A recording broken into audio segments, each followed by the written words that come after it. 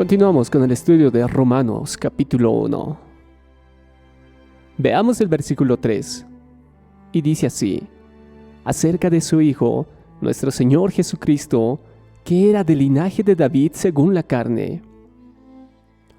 Pablo continúa con este versículo 3 y nos dice que Jesús, el Hijo de Dios, quien fue concebido en el vientre de una virgen por el Espíritu Santo y tuvo un alumbramiento normal, es de quien describen los profetas y está escrito.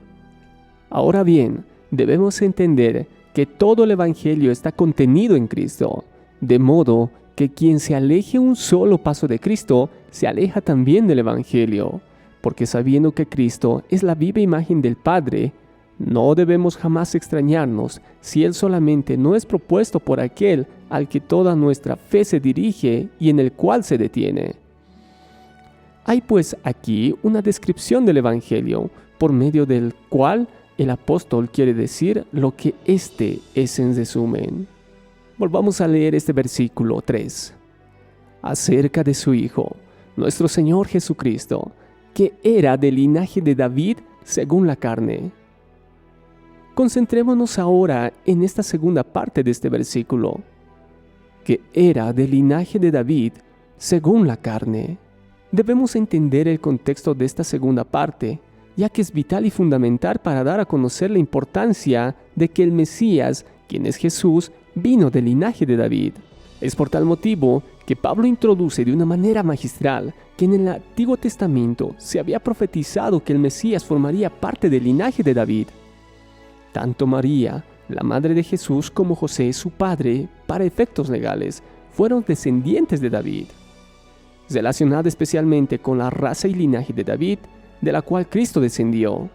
Entiendo que no es algo superfluo, pues por medio de esta frase nos conduce a la promesa, para que no dudemos jamás de que Él es el mismo que fue prometido antes. La promesa hecha a David era muy conocida por los judíos, quienes acostumbraban a llamar al Mesías Hijo de David. Es algo que concierne a la seguridad de nuestra fe, el que sepamos que Cristo descendió del linaje de David. Leamos un extracto del comentario de Lutero. Y dice: así como el Hijo de Dios fue hecho Hijo de David, por medio de humillarse y despojarse a sí mismo en la debilidad de la carne, así por otra parte el Hijo de David, a pesar de ser débil según la carne, ahora ha sido nuevamente establecido y declarado Hijo de Dios en toda la plenitud de su poder y gloria. Así como según la forma de Dios se despojó a sí mismo, descendiendo al nivel de la carne débil al nacer en este mundo, así según la forma de siervo, Él arribó a nivel de la plenitud de la deidad, al ascender al cielo. Observemos la gran precisión con que se expresa el apóstol Pablo. Continuemos con el estudio de Romanos capítulo 1, versículo 4. Dice: que fue declarado Hijo de Dios con poder, según el Espíritu de Santidad, por la resurrección de entre los muertos.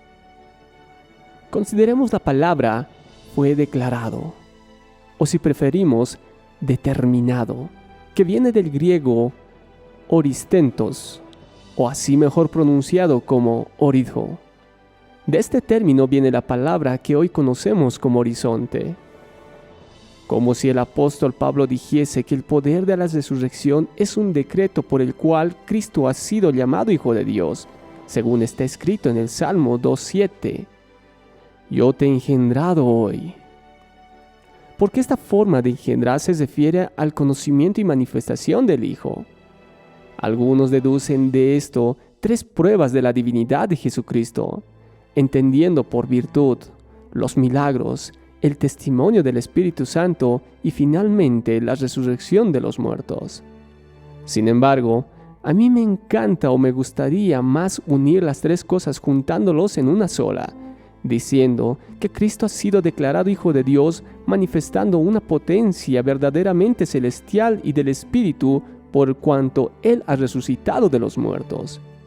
Aun cuando esta potencia no se manifiesta, sino es sellada en los corazones de los fieles por el mismo Espíritu. En efecto, el modo de expresarse utilizado por el apóstol Pablo confirma bien esta interpretación al decir que ha sido declarado con poder. Volvamos a leer nuevamente este versículo, el versículo 4, que dice: que fue declarado Hijo de Dios con poder, según el Espíritu de Santidad, por la resurrección de entre los muertos. Consideremos ahora la palabra poder, que viene del griego dunamei, que quiere decir fuerza, específicamente poder milagroso, o por lo general o implicación, un milagro en sí mismo. Jesús se ha visto resplandecer un poder a tono con la majestad de Dios, demostrando por él claramente que era Dios. Desde luego, es cierto que esa potencia se muestra en su resurrección, pues el apóstol Pablo en otro pasaje dice que en la muerte de Cristo se puede notar la flaqueza de la carne, magnificándose la virtud del Espíritu en la resurrección.